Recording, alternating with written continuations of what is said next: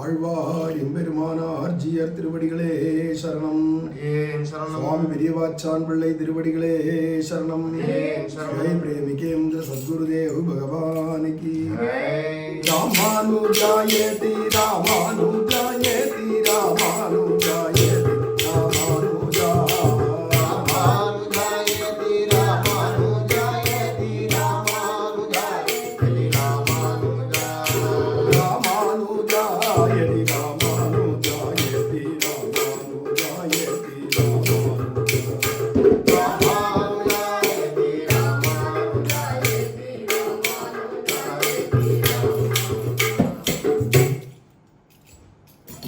ஆழ்வார் எம்பெருமானார் ஜியர் திருவடிகளே சரணம்.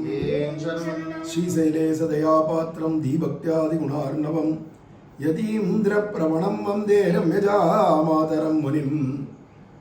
ஸ்ரீமத் கிருஷ்ண சமாஹ்வாய நமோ யாமுனசூனவே யக்கடாட்சைகலக்ஷாணாம் சுலப ஸ்ரீதர சதா. மன்வீர்காள் இங்கே மணவாள மாமுனிவன் பொன்னடியாம் செங்கமல போதுகளை உன்னிச்சிரத்தாலே தீண்டில் அமானவனும் நம்மை கரத்தாலே தீண்டல் கடன். கோலாகலதயா பாத்திரம் மாதுரி ரமணம் பிரபும் பக்த பிரியம் பிரேமிகேந்திரம் ரசிகாச்சாரியமாஸ்ரயே. ஆழ்வார் எம்பெருமானார் ஜியர் திருவடிகளே சரணம். சரணம். ஜெய் பிரேமிகேந்திர சத்குருதேவ் பகவானுக்கு. திவ்ய பிரபந்தங்களில் வரக்கூடிய ஐதீகங்கள், வியாக்கியானத்தில் சொல்லக்கூடிய ஐதீகங்கள் எல்லாம் வரிசையாக அனுபவிச்சுட்டு வரோம். அதில் திருப்பாவையில் வரக்கூடிய வியாக்கியான ஐதீகங்கள், அதில் 15வது பாசுரத்தில் ஒல்லை நீ போதாய் உனக்கென்ன வேறுடைய எல்லை இளங்களியில், இதுக்கு 4000 படி சுவாமி ஜனன்யாச்சாரியருடைய வியாக்கியானத்தில் பார்த்தோம்னா இந்த ஒல்லை நீ போதாய்ங்கிற இடத்துக்கு வேகமாக வர வேண்டாமா கோஷ்டியில் வந்து சேர்றதுக்கு, இன்னமும் படுத்துட்டு இருக்கிய எல்லை இளங்களியே சீக்கிரம் எழுந்து வா அப்படின்னு கூப்பிடுறா. ஏன்னா பாகவதாவோட சேர்றதுல இருக்கக்கூடிய ருச்சி என்னன்னு தெரிஞ்சு வச்சுட்டு இப்படி படுத்து நிற்கலாமா, உடனே சேரணுமே தவிர ஒரு க்ஷணம் கூட பிரிஞ்சு இருக்கக்கூடாது பாகவதால. அதில் பாகவதால விட்டு பிரிஞ்சுன்னு இப்படி படுத்து நிற்கே எழுந்து வா, அதுவும் உன் வீட்டு வாசலில் வந்து உன் பேரை சொல்லி இறஞ்சி கூப்பிடுறோம், நாம சங்கீர்த்தனம் பண்ணிட்டு இருக்கோம், இதை கேட்டுட்டு எப்படி படுத்துட்டு இருக்க நீ எழுந்து வா அப்படின்னு கூப்பிட்ற இடத்துல ஒல்லை நீ போதாய். ஒல்லைன்னா வேகமான அர்த்தம், வேகமா நீ வா அப்படின்னு கூப்பிடுறா. அரைக்ஷணம் வைஷ்ணவ கோஷ்டியை பிரிய நின்று வரும் மாத்தியஸ்தம் எனக்கு என் செய்ய என்கிற சுப்பிரமணிய பட்டர் வார்த்தையை ஸ்மரிப்பது. சுப்பிரமணிய பட்டர், பட்டர்னா பிராமணர்னு அர்த்தம். சுப்பிரமணிய பட்டர் அப்படிங்கிறவர் சோழராஜனுடைய புரோகிதராக, ராஜ புரோகிதனாக அரண்மனையில் கைங்கரியம் பார்த்துட்டு இருந்தார். அதோடு இல்லாத உத்தம மந்திரியாக, அப்படி உத்தர மந்திரியாகவும் இருந்தார். அப்பேற்பட்டதான இந்த ராஜ புரோகிதராகவும் உத்தர மந்திரியாகவும் இருக்கக்கூடிய சுப்பிரமணிய பட்டர் அவர் சொல்லக்கூடிய ஒரு வார்த்தையை இங்கே எடுத்து ஜனன்யாச்சாரியர் நமக்கு காட்டுறார். ஒரு சந்தர்ப்பம், ரொம்ப ராமானுஜட்ட பெருமதிப்பு உடையவர் இந்த சுப்பிரமணிய பட்டர். வைஷ்ணவாட்டன்னா அவ்வளவு கொள்ள பிரேம உடையவர். ஸ்ரீ வைஷ்ணவாட்ட அவ்வளவு பற்றோடு இருக்கக்கூடிய அவருக்கு ஒரு சந்தர்ப்பம் ஸ்ரீ வைஷ்ணவாளுக்கும் வெளியூரில் இருக்கக்கூடியதான, அதாவது காவேரிக்கு அக்கறையில் இருக்கக்கூடியதான சிந்தாமணி அப்படின்னு ஒரு கிராமம், அந்த சிந்தாமணி திருச்சி வட்டாரத்தில் இருக்கு. சிந்தாமணின்ற கிராமத்தில் இருக்கிறவாளுக்கும் ஸ்ரீரங்கத்தில் இருக்கிறவாளுக்கும் ஒரு சின்ன தகராறு ஏற்பட்டது. அதுக்கு வந்து மத்தியஸ்தம் பார்க்கறதுக்கு பொதுப்படையாக இருந்து 2 பேரையும் சுமூகமாக பேசி சமரசப்படுத்தி விடணும் அப்படிங்கிறத வச்சு இந்த சுப்பிரமணிய பட்டரை பார்த்து ராஜா சொன்னால், நீர் போய் 2 பேரையும் சமாதானப்படுத்திட்டு வரோம். ஏன்னா இங்கேயே இருக்கிறவாளும் அக்ரஹாரத்து வாசிகள் தான், அங்கே இருக்கிறவாளும் அக்ரஹாரத்து வாசிகள் தான், 2 பேருக்குள்ளால் நீர் ஒரு பிராமணராகத்தால போய் பேசி முடிவு கொண்டுட்டு வரும் அப்படின்னு சொன்னால், அதுக்கு அவர் சொன்னார், இப்போ நான் மத்தியஸ்தத்துக்கு போயிடுவேன், சமாதானப்படுத்துறதுக்கு போயிடுவேன். ஆனால் இப்போ என்னடா, நான் ஒரு கால் ஸ்ரீ வைஷ்ணவாளுக்கு விரோதமாக நான் தீர்ப்பு சொல்கிற மாதிரி அமைஞ்சு, அவளுக்கு பிடிக்காத்தனமாக நான் பேசி பழகிற மாதிரி அமைஞ்சிடுத்துன்னு வச்சுப்போம் அந்த மத்தியஸ்தத்தில். அப்போ அது எனக்கு ஸ்வரூபத்துக்கே நாசம், என் ஆத்மாவுக்கே நாசம். வைஷ்ணவாளை விட்டு அரட்சணம் அப்படின்னு அப்புறமா யாரும் என்னை மதிக்க மாட்டாங்கிறது இல்லை, என்னை யாரும் கடாட்சமே பண்ண மாட்டான். ஸ்ரீ வைஷ்ணவாளுடைய கடாட்சம் பெறலையானா அப்புறம் நான் இருந்து என்ன போய் என்ன, அதுக்காக நான் போயிடலாமே, உயிரே போயிடலாமே. அதனால ஸ்ரீ வைஷ்ணவாலை விரோதிச்சுன்னு வரக்கூடிய மாத்தியஸ்தம், அதாவது நான் மத்தியஸ்தனாக இருக்கிறது எனக்கு பிடிக்கல, வேண்டாம், அதெல்லாம் வேற யாரையாவது மத்தியஸ்தத்துக்கு அனுப்புங்க மகாராஜான்ட்டார். ஏன்னா ஸ்ரீ வைஷ்ணவாலை கண்டு பிரிய வேண்டியதாக போய்டும் நாளைக்கு. அதை காட்டிலும் ஒரு ஸ்வரூப ஹானி என்ன அப்படிங்கிறதாக அந்த சுப்பிரமணிய பட்டர் ராஜாட்டே சொன்னார் அப்படிங்கிறதான இந்த ஐதீகத்தை எடுத்து காட்டுறார். அப்படி ஒரு ஸ்ரீ வைஷ்ணவ கோஷ்டியை விட்டு ஒரு அரட்சணம் கூட பிரியக்கூடாதாக்கிறதுனால நாங்கள்லாம் இத்தனை பேர் கோஷ்டியாக வந்து பஜனை பண்ணிட்டு இருக்கோம். நீ படுத்துன்னு இருக்கே, எழுந்து வாராய், வேகமாக வாராய் அப்படின்னு ஆண்டாள் அந்த இளங்கிளியை பார்த்து கூப்பிட்றதாக இதுக்கு ஐதீகம் இங்கே சொல்கிறார். இதுக்கு அடுத்ததான ஒரு ஐதீகம் திருப்பாவிலே 15வது பாசுரத்துக்கே உனக்கென்ன வேறுடையை அப்படிங்கிற இடத்துக்கு 3000 படியில் சுவாமி பெரியவாச்சான் பிள்ளையுடைய வியாக்கியானம் இங்கே, நீ ஒருவர்க்கும் விரோதி அல்லை, நீ புக்கு திருவடி தொழில் என்ன ஆழ்வான் வார்த்தையை நினைப்பது அப்படின்னு இங்கே பெரியவாச்சான் பிள்ளை எடுத்து காட்டுறார். நாங்கள்லாம் ஒரு கோஷ்டியாக திரண்டு ஒரு பாதையில் போயிட்டு இருக்கச்சு, நீ மட்டும் நம்ம கோஷ்டியை சேர்ந்தவதான், உனக்கு என்ன வேற ஒரு பாதைங்க? இங்கே எல்லாரும் உஞ்சவிருத்தி, இங்கே நாங்கள் எல்லாருமே உட்காந்து பெரும்பானையாக தலிகை பண்ணிட்டு இருக்கச்சு, நீ எங்கே என்ன சுயம் பாகம் பண்ணுற? இத்தனை பேருக்கும் பொதுவாக நம்ம எல்லாரும் ஒரே கோஷ்டி தான். இத்தனை பேருக்கும் பொதுவாக அங்கே பெரிய அடுக்கு வச்சு சாதம் பண்ணிட்டு இருக்கோம், பிரசாதம் தயார் பண்ணிட்டு இருக்கோம். பெருமாளுக்கு அம்சையை பண்ணி கண்டரோலை பண்ணிட்டு தான் இங்கே எல்லாருக்கும் கொடுக்க போகிறோம்ச்சு. இத்தனை பேருமா சேர்த்து பொதுப்படியாக ஆச்சாரமாக இத்தனை பேர் அனுஷ்டானம் பண்ணக்கூடியவாளாக இருந்துட்டு தலிகை பண்ணிட்டு இருக்குச்சு, நீ மட்டும் என்ன தனியாக சுயம்பாகம்னு உனக்கு நீயே தலிகை பண்ணிக்கிறது அப்படிங்கிறதாக இங்கே வியாக்கியானங்கள் சொல்லிட்டு போகிறா இல்லையா. அங்கே உனக்கு என்ன வேறுடையை, உனக்கு மட்டும் என்ன தனி பாட்டை தனி பாதை அப்படின்னு கேட்குறாளாம் ஆண்டாள் இந்த தோழியை பார்த்து. அதுக்கு இந்த இடத்துக்கு ஒரு ஐதீகம் கொடுக்குறார் சுவாமி. கூரத்தாழ்வான் நானே ராமானுஜன் அப்படின்னு சொல்லிண்டு சோழராஜன் ஆகிய 2ஆம் குலோத்துங்க சோழனுடைய அரண்மனைக்கு போக வேண்டியதாக அமைஞ்சது ஒரு சந்தர்ப்பம். ராமானுஜருக்கு உயிருக்கு ஆபத்தோ இல்லை உறுப்புகள் திருமேனி உறுப்புகளில் ஏதாவது ஆபத்தோ இந்த ராஜா விளைவிப்பான் அப்படிங்கிறது தெரியுமாக்கிறதுனால பல ஸ்ரீ வைஷ்ணவனுடைய தலையே வெட்டி எடுத்திருக்கான். அப்பேற்பட்டதான கொடுங்கோலனாக இருக்கிறதுனால அவங்ககிட்ட நம்ம ஜெகதாச்சாரியனான ராமானுஜரை அனுப்புவதை காட்டிலும் ராமானுஜர் மேல் நாட்டுக்கு கர்நாடகாவுக்கு போய் அங்கே அவர் க்ஷேமமாக இருந்துட்டு வைஷ்ணவ பிரச்சாரம் பண்ணிட்டு இருக்கட்டும், நான் தான் ராமானுஜர்னு சொல்லிண்டாவது நம்ம சபைக்கு போயிடுவோம், நமக்கு எந்த ஆணி வந்தாலும் பரவாயில்ல, ஆச்சாரியனை காப்பாற்றுறது தான் நமக்கு முக்கியம் அப்படின்னு கூரத்தாழ்வான் பரம ஆச்சாரிய பக்தராக இருக்கக்கூடியவர் கிளம்பி போகிறார். அப்படி கிளம்பி போகிறார். கிளம்பிச்ச ராமானுஜர் நான் தான் சொல்லிட்டு போனால் வெள்ளை வேஷ்டி கட்டிட்டு போக முடியாது. அதனால காவி வேஷ்டியும் திருதண்டத்தையும் கையில் எடுத்துட்டு காவி வேஷ்டியை சுற்றிண்டு நான் தான் ராமானுஜர்னு சொல்லிட்டு போகிறார். கூடவே ராமானுடைய ஆச்சாரியரான பெரிய நம்பிகளும் கூட வரார். கூரத்தாழ்வானும் பெரிய நம்பிகளும் அவ குமாரத்தியார், பெரிய நம்பிகளுடைய குமாரத்தியார் அத்துழாய் அப்படிங்கிறவளையும் அழைச்சிட்டு போகிறார். இப்படி 3 பேருமா போகிறா. அப்படி 3 பேருமாக போகிறச்சே அப்படி போகிற வழியில் அத்துழாய் கூட கூட்டிகிட்டு போகிறார் துணைக்கு பெரிய நம்பிகள். இவா 2 பேரும் போகிறதோட கூரத்தாழ்வான் தானே இப்போ ராமானுஜர்னு பேரில் வேஷத்தை மாற்றிட்டு போகிறார் இல்லையா. சபையில் போன உடனேவே இவர் தான் ராமானுஜர்னு நினச்சிட்டு அந்த சோழராஜன் பேச ஆரம்பித்தான்.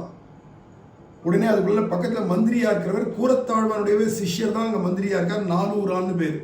அந்த நாலூரான் அப்படிங்கிறவர் சொல்கிறார், சுவாமி இவர் அடியனுடைய ஆச்சாரியராக இருக்கக்கூடிய கூரத்தாழ்வான், இவர் ராமானுஜர் இல்லை, இவர் கூரத்தாழ்வான்னு பேர் இவருக்கு. அதனால இவர் ராமானுஜர் இல்லைங்கிறத முதல்ல நீங்கள் தெரிஞ்சுக்கணும். இப்படியா காட்டி கொடுக்கறது தன்னுடைய ஆச்சாரியரை. மேலும் சொல்கிறான், இவர் கையால் எழுதி கையெழுத்து போட்டு கொடுத்துட்டாரானா சிவனை காட்டிலும் பரம்பொருள் வேற ஒன்றும் கிடையாதுன்னு. அப்போ வைஷ்ணவா அத்தனை பேர் ராமானுஜர் உள்பட எல்லாரும் கையெழுத்து போட்டு கொடுத்தது ஆகும். அப்பேற்பட்ட மகனீயர் இவர். அதை இவர்கிட்டயே நீங்கள் கையெழுத்து வாங்கலாம் அப்படின்னு இந்த நாலூரான்ற மந்திரி சொன்ன உடனேவே ராஜா உடனே ஒரு ஓலையை கொடுத்து, ஓய் கூரத்தாழ்வான், உங்கள் மார்வேஷம் போட்டு வந்தால் எனக்கு தெரியலையான்னு உங்களுடைய சிஷ்யரே சொல்லிவிட்டார் நீர் யாருன்றதை. சிவாத் பரதரம் நாஸ்தின்னு இந்த ஓலையில் இருக்குது, இதுக்கு கையெழுத்து மரியாதையாக போட்டுட்டு போம், உங்களுக்கு வேண்டிய பொண்ணோ பொருளோ எல்லாத்தையும் அள்ளி கொடுக்குறேன், ஆனால் கையெழுத்து போட்டு போம் அப்படின்னு உடனே அந்த ஓலையை வாங்கி பார்க்கிறார். சிவாத் பரதரம் நாஸ்தின்னு போட்டு சிவனை காட்டிலும் சிவனுக்கு மேற்பட்டு ஒன்றும் இல்லைன்னு அர்த்தம். இவர் தத்ராபி துரோணமஸ்தின்னு போட்டு கையெழுத்து போட்டு கொடுத்தார்.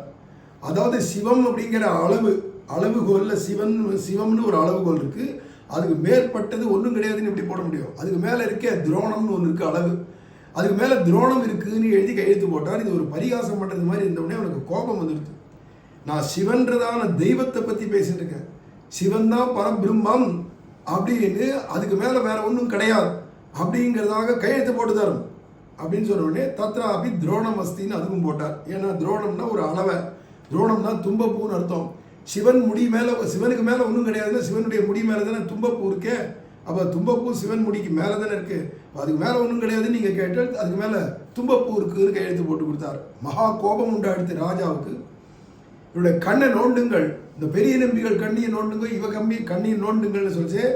வயசான கிழவரான பெரிய நம்பிகளுடைய கண்ணை தான் முதல்ல நோண்டினா அந்த பக்கத்தில் அவர் துடிக்க துடிக்க அந்த கண்களை கொதிக்க கொதிக்க இருக்கக்கூடியதான இரும்பு கம்பியால் நோண்டி எடுக்கிறான். எப்படி இருந்திருக்குமோ சித்திரவதை. வயசான ராமானுஜருடைய ஆச்சாரியருக்கு இப்படி ஒரு சித்திரவதை கடைசி காலத்தில். அதை பார்த்த உடனேவே அடுத்து இவருக்கு தான் கண்ணை நோண்ட போகிறான் கூரத்தாழ்வான். கூரத்தாழ்வான் பார்த்தா இப்பேற்பட்ட பாவச் செயல் ஒரு பெரிய ஆச்சாரிய அபச்சாரம் நடக்கிறது, இதை பார்த்த இந்த கண்கள் இனிமேல் இருக்கக்கூடாது அப்படின்னு தன் கையில் இருக்கிற எழுத்தாணி இருக்குல்லையா, ஓலைச்சுவடி எழுத்தாணி, இந்த எழுத்தாணிகளையே தன் கண்ணை தானே நோண்டி கண்ணை பிடிக்கிட்டான். இப்படி கண்ணை பிடிங்கினோடனே ராஜா போவழில்லை அப்படின்னா அத்துழாய் தோலை பிடிச்சுட்டு அவள் அப்பாவான பெரிய நம்பிகள் வரார். பெரிய நம்பிகளுடைய தோலை பிடிச்சுட்டு கூரத்தாழ்வான் வரார்.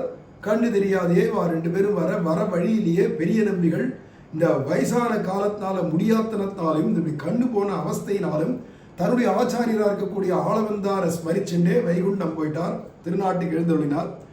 இந்த அவ பொண்ணை வச்சுட்டே அத்துழாயை வச்சுட்டே எல்லா சம்ஸ்காரங்களையும் திருவத்தேனங்கள்லாம் பண்ணி பூர்த்தி பண்ணிட்டு பிறகு ஸ்ரீரங்கத்தை நோக்கி வரலாம், இங்கே யாராவது 4 வைஷ்ணவாளாவது இருப்பாளே அப்படின்னு நினச்சி நீங்கள் வந்து பார்க்கலான்னு பார்த்தா ராஜா சோழராஜன் பூரா ஸ்ரீரங்கத்தையும் வளைச்சுட்டான். அங்கே ஒரு ஸ்ரீ வைஷ்ணவா, அதுவும் ராமானுஜருடைய அடியார்கள் ஒருத்தர் கூட இங்கே இருக்கக்கூடாது அப்படின்னு ஊரை விட்டு காலி பண்ணிட்டு போக முடியாது, அடித்து வரட்டி விட்டான். எல்லாம் வெறும் சைவர்கள் தான் சுற்றி இருக்கா, வாசலில் ராஜ காவலாளிகள் அங்கங்கே இருக்கா. அப்போது கூரத்தாழ்வான் வந்த உடனே அந்த கூரத்தாழ்வானை பார்த்து அந்த காவலாளிகள் சொல்கிறா, ஆழ்வான் கூரத்தாழ்வான் சுவாமிகளே, இங்கே மகாராஜாவுடைய உத்தரவு, ராமானுஜருடைய அடியார்கள் ஒருத்தர் கூட இங்கே உள்ளே வரக்கூடாதுன்னு போட்டிருக்கார், உத்தரவு போட்டிருக்கார் மகாராஜா. இருந்தாலும் நீர் ஒருவருக்கும் விரோதி இல்லை, நீர் ரொம்ப அஜாத சத்ருன்னு வாழை தர்மபுத்திரன். அது மாதிரி யார்கிட்டையுமே சாத்திரமும் பாராட்டுறதில்லை, சத்ரு விரோதித்துவத்தை பாராட்டுறதில்லை, நீ யாருக்கும் விரோதி கிடையாது, உமக்கு அதனால யாரும் விரோதியே கிடையாது, நீ ரொம்ப நல்லவர், நிறைய தான தர்மங்கள்லாம் நிறைய பண்ணியிருக்கீர், பெரிய ராஜாதிராஜ பிரபுவாக இருந்திருக்கீர், நீ ரொம்ப நல்லவர், அதனால் நீர் மட்டும் போய் பெருமாளை தொழுதுட்டு வாரும் ரங்கநாதரை அப்படின்ன உடனே இவருக்கு தள்ளடிச்சுட்டாராம். இத்தனை தர்மங்களும் இத்தனை சாஸ்திரத்தில் சொன்னதான கர்மானுஷ்டானங்களையும் பண்ண ராமானுஜருடைய திருவடிய வாரத்தில் நம்மளை கொண்டு போய் இன்னும் மேலும் மேலும் சேர்க்கும் நினைச்சேன். இப்போ அதெல்லாமே பந்தமாக போயிடுத்தே எனக்கு. நீர் ரொம்ப நல்லவராக இருந்து தான தர்மம்லாம் நிறைய பண்ணியிருக்கிறே, அதனால நீர் போய் பெருமாளை தொழுதுட்டு வாங்க. இப்போ ராமானுஜருடைய அடியார்கள் போய் தொழக்கூடாதுன்னு சொல்லிட்டு நீர் மட்டும் போய் தொழலாம்னு சொல்கிறான். இப்போ அப்படின்னா நான் போய் பெருமாளை தொழுதேனானா சேவிச்சேனானா இப்போ நான் ராமானுஜருடைய அடியான் இல்லைன்னு ஆயிடும். இப்போ எனக்கு பெருமாள் வேணுமா ராமானுஜருடைய அடியார்ன்ற சம்பந்தம் வேணுமா அப்படின்னு யோசிச்சு எனக்கு பெருமாள் தேவையில்லை, எனக்கு ராமானுஜருடைய அடியான்றதான் முக்கியம் அப்படின்னு நினச்சிட்டு அங்கேருந்து பெருமாளை கூட சேவிக்காத ஸ்ரீரங்கத்திலேருந்து மறுபடியும் நேரடியாக இங்கே அழகர் கோவில் வந்து சேர்ந்தார். 12 வருஷ காலம் அழகர்கிட்ட கைங்கரியம் பண்ணிட்டு இந்த வட்டாரங்களுக்கெல்லாம் வைஷ்ணவ பிரச்சாரங்களை பண்ணிட்டு இருந்தார்.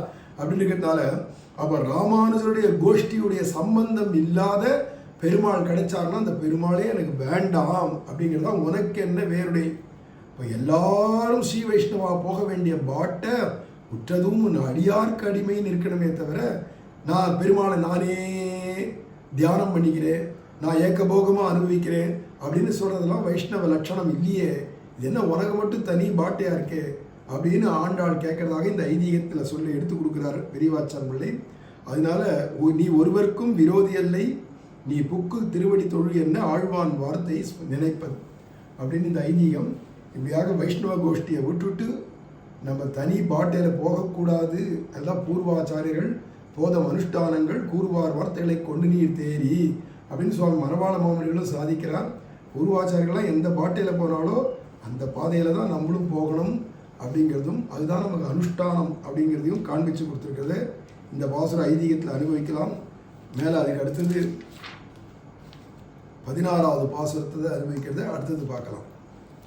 ஆழ்வார் எம்பெருமானார் ஜீயர் திருவடிகளே சரணம் சரணம். ஜெய் பிரேமிகேந்திர சத்குருதேவ் பகவான் கி ராமானுஜாயதி ராமானுஜாயதி ராமானுஜாயதி ராமானுஜா